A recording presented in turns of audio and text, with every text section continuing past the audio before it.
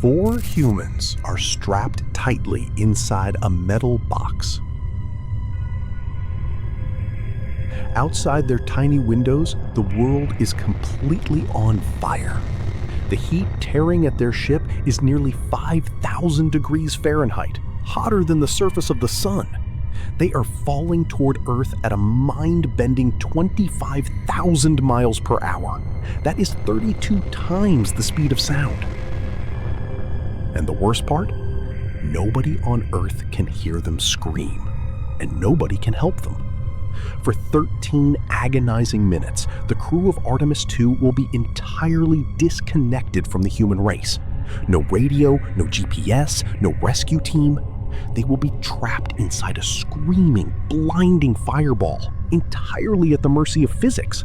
If their heat shield cracks by even a fraction of an inch, the ship will be torn apart in a split second.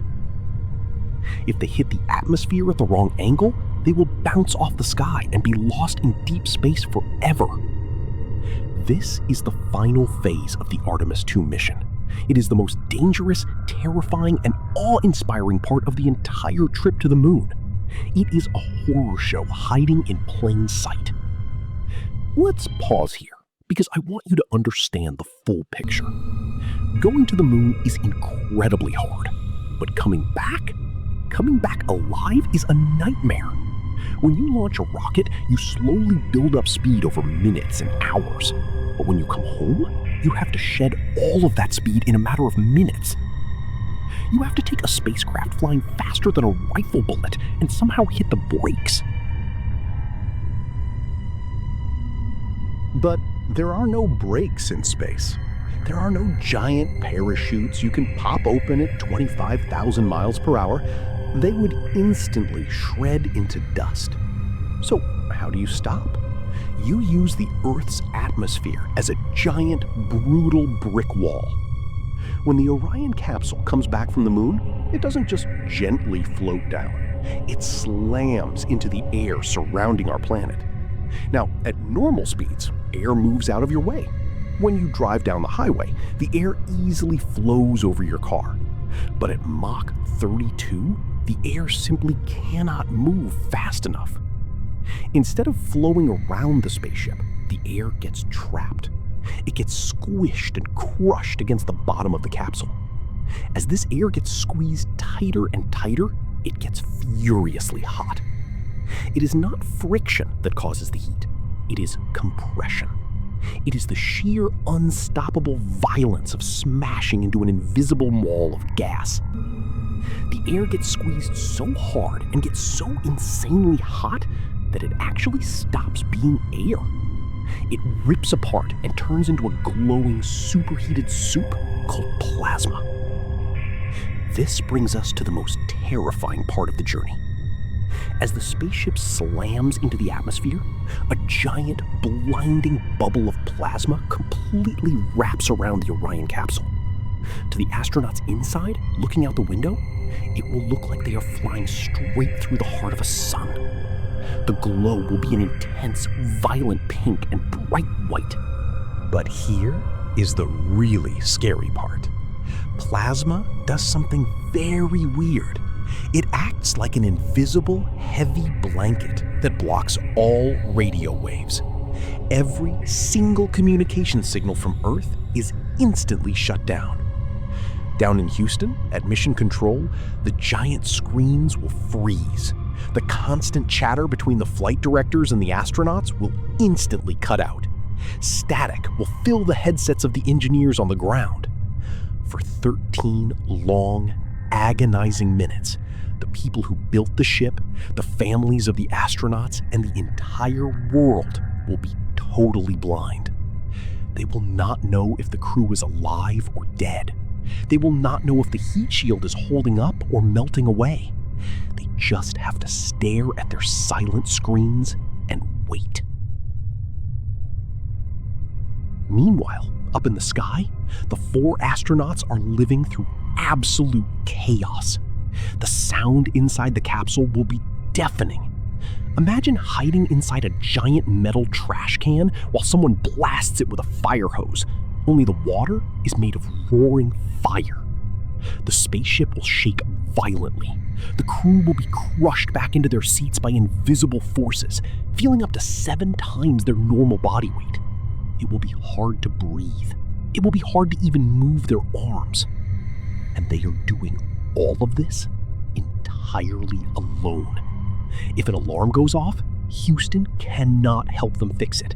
If the computer glitches, nobody on Earth can send a patch. For these 13 minutes, the crew is totally locked out of the human network. They have lost control of their connection to the world, and they have handed all control over to the sheer, unstoppable force of gravity and heat. But NASA has a trick up its sleeve to keep them alive, and it is easily one of the wildest stunts ever pulled in human history. Let's pause again to really look at how they survived this fireball. If the Orion capsule just dove straight down like a rock, the heat would build up too fast. The heat shield, which is roughly the size of a large dining room table, would simply melt. The 5,000-degree plasma would eat right through the bottom of the ship, and the crew would be gone before they even knew what happened. To stop this from happening, NASA is doing something called a skip reentry. Have you ever stood by a calm lake and thrown a flat stone so that it bounces across the water? That is exactly what Artemis I is going to do. Except the stone is a multi-billion-dollar spaceship, and the water is the Earth's atmosphere. When Orion hits the atmosphere, it is going to dive down into the thick air to bleed off some of its crazy speed. It will get hot and it will get violent. But before the heat shield gets completely overwhelmed and starts to melt, the spaceship is going to tilt itself. It will use the thick air to bounce back up, soaring higher into the thinner, cooler parts of the sky. It literally skips off the atmosphere like a rock on a pond. By bouncing back up, the spaceship gets a brief moment to cool down. The fiery plasma bubble shrinks for a minute. The heat shield gets a chance to breathe. And then gravity grabs the ship again, pulling it back down for a second, final dive into the thick air. This skip maneuver is absolute genius. It sheds speed safely and keeps the crew from burning alive. But the margin of error is razor thin. It is terrifyingly exact. If the capsule hits the atmosphere just a little bit too steep, the bounce won't happen. The ship will plow too deep, the heat will spike beyond what the shield can handle, and the capsule will burn to ash. But if the capsule hits the atmosphere just a little bit too shallow, it's even worse. It will be like throwing a stone too flat on a pond. The spaceship will skip off the top of the atmosphere and bounce right back out into deep space. Because they used up all their fuel to get back from the moon, they would have no way to turn around. They would be trapped in a dead ship, floating away from Earth forever, watching their home fade into the distance. There is no room for mistakes. The angle of attack has to be perfect. And remember, during this entire terrifying balancing act, during the dive, the bounce, the fire, and the shaking, the astronauts are completely cut off. The computer is flying the ship, the plasma is blocking the radios, and Houston is completely silent. All the astronauts can do is sit in their seats, watch the fire outside, and trust that the math was right. Finally, as the ship finishes its second dive, something amazing happens. The capsule has finally bled off enough speed. The horrific 25,000 miles per hour drops down to a few hundred. The violent glow of the plasma outside the window starts to fade from bright white to angry red and then to nothing. The air stops squeezing so hard. The massive, invisible wall of heat breaks apart. Down in Houston, a single ping will sound through the control room. The frozen screens will flicker back to life. Data will start pouring into the computers. A crackling voice will come through the headset, breaking 13 minutes of dead, heavy silence. The astronauts will report that they are okay. The relief in that room will be massive. People will cry, people will cheer, because they know exactly what those 4 humans just survived.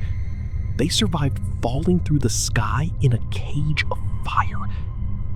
But the ride isn't quite over yet. The ship is still falling.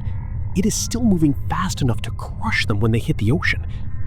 At about 24,000 feet above the water, 3 small parachutes will shoot out of the top of the capsule. These pull out the 3 massive main parachutes.